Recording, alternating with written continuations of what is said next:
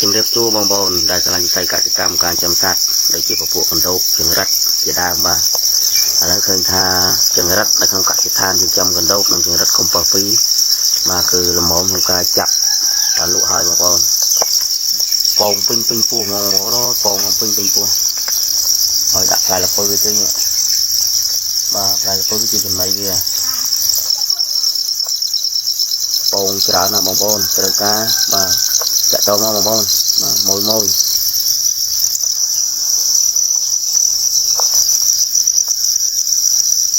ពងពេញពោះហ្មងបងប្អូនត្រូវការចង្រិតចាក់តមកបានចាប់តាមចាប់ចង្រិតទៀតហើយបងប្អូនត្រូវការចង្រិតចាក់តមកបាទមានតិចតែទេច្រើនហ្មងនេះអ្នកទិញចង្រិតមកដល់ផ្ទះហ្នឹងចាប់តាមចាប់ទៀតហើយចង្រិតត្រូវការទិញឲ្យតាន់2គីឡូហើយ1គីឡូកន្លះនេះទៀតណាចង្រិតក្នុងកសិដ្ឋានចំកណ្ដូបនិងចង្រិតកំប៉ុស្ត2ចាប់បានចាប់លក់ឲ្យបងប្អូនត្រូវការចង្រិតតាក់តងឲ្យបានលឿនទីបងប្អូនបាទចាប់តាមចាប់លក់ឲ្យគេហើយថ្ងៃទី18ខែមេសាឆ្នាំ2025បាទចាប់ចង្រិតលក់ឲ្យគេហើយបាទព្រោះចង្រិតដល់វ័យដែលត្រូវចាប់ហើយ